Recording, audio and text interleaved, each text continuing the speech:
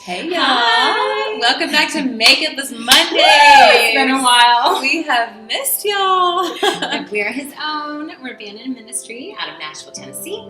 And Baton Rouge, Louisiana.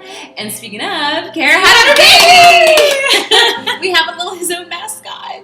And he is so cute. Oh my gosh, he's yeah, hopefully y'all have seen the updates on social media, but he is amazing. Kara is a mother, Robert is a father. Like, they're full-fledged into parenthood. Yes. Like, it's amazing. And it's incredible because it makes you realize how much can change in a year. You guys, if you feel stuck, or if you feel, oh my gosh, like my life's not going anywhere, all it takes is one moment and so much can change, and things are changing whether you see it or recognize it or not. And sometimes those things of the heart have to change before the physical things in our lives change. So speaking keep of the hope. change, we're in a new season called Lent.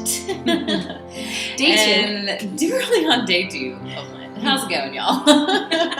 We're struggling. Yeah, it's always a struggle. But this was really funny. Yesterday at Ash Wednesday Mass, the priest was saying how we can, a lot of times, Lent becomes like spiritual boot camp or New Year's resolution 2.0. You know, it's like, okay, if that didn't go well in New Year's resolutions, try it here in Lent. Like, you know, this is the time. Get back in the gym. Get back in the gym. Stop eating the sweets. I mean, those are all good things in and of themselves. But he said Lent is a time of conversion. And yeah, it was like, it really hit me. So it's like, you're right. Lent is not a time of like, okay, like I need to fix this about me or fix this about me. No, it's about my heart turning back to God. That's what conversion is. Our heart turning back to God. That's what this season is. So, you know, for Lent, for me, it's like, okay, I need to think of these things that are going to recalibrate my heart back to God, like get myself back into that place to where I'm seeking God, or I'm listening to Him, or I'm docile to Him. So yeah, Lent is about conversion. And so for me, taking this time to rethink, okay, what am I doing? Are these things, these Lenten sacrifices, are these helping to convert my heart or bringing my heart back to God? And honest talk, y'all, Lent's hard. Fasting is hard for me.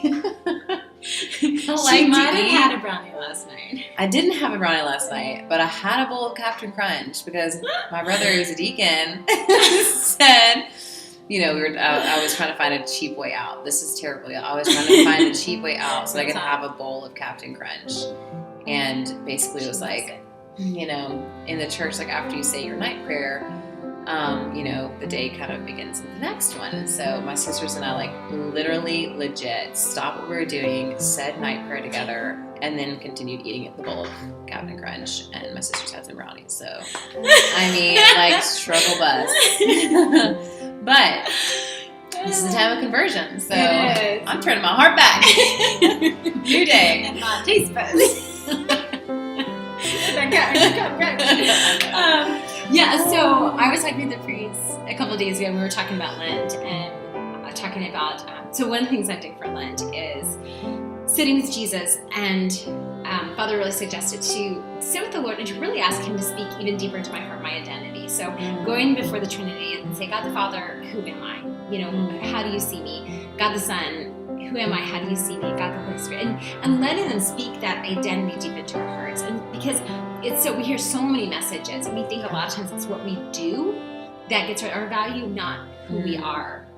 And in fact, when we were talking about this, he went in a little bit deeper, and he said, I'm finding more and more that there's a lot of self-abuse that's going on in the lives of a lot of people, but especially women, where we will, you know, if we get upset with ourselves or angry or frustrated, we speak horrible to ourselves, you know, where we will, and he's like, when you're in those frustrated moments, do you, like, the things that you say to yourself, the way you talk to yourself, would you say that to someone that you loved? And the answer, like, most of the time is, oh my gosh, absolutely not. And he's like, when you don't do that, he's like, that's actually a matter of confession. He's like, because that's self-abuse. And he's like, you know, he wasn't saying, like, oh, go to confession because you're a horrible person. He's like, you need to recognize your dignity as a beloved child of the Father. It does not rest on a single thing that you do. You guys, we cannot earn God's love. We cannot, like, do all these things that He's been loving more. Like, our value, our dignity, our worth is simply because we are made in the image and likeness of God. And loves us right there in such a Bam. deep, intimate way. You guys, you get this. And it's hilarious because as much as I can sit here and be like, guys, you know, do not be this negative self-talk, blah, blah, blah. We need to recognize again, right before we film this, I was like, Chris, like, look at this and this. And she's saying, Maria, we were just about to talk about this. And I'm like, practicing what we're preaching, y'all. We're trying. So all of it to say, this Lent, take some time to recognize also your dignity and your worth because of who you are. You can't earn God's love. He loves you already right there in that space, but maybe your heart doesn't know that yet. And so take the time to sit with him and let him speak who you are as his beloved Time conversion, y'all. Time conversion. Here we are.